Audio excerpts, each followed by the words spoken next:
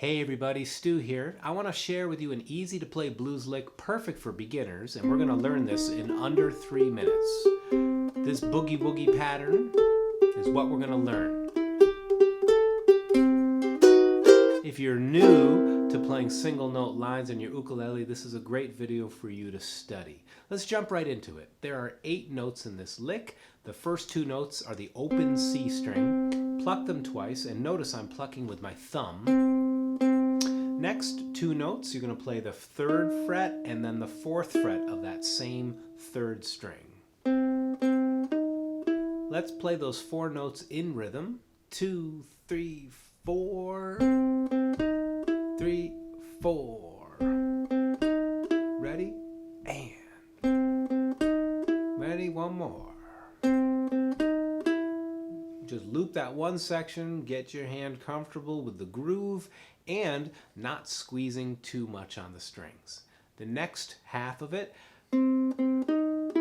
our index finger moves across to the 2nd string 3rd fret, play that note twice, then drop your ring finger at the 5th fret, and then lift off the ring finger, and you're back at the 3rd fret.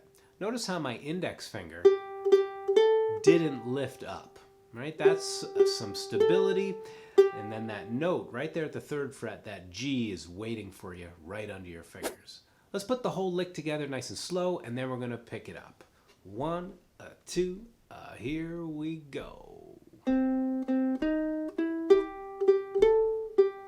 Listen for a smooth sound, every note ringing out clearly. Have fun with it. Look at your hand.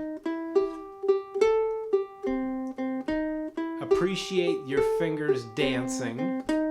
See how long you can keep this going. If your hand starts to get tight, just take a break. One more time. Ready? And end on C7. You know you're getting it when your neck starts to do this. Want to try it a little faster? 1, 2, 3, 4.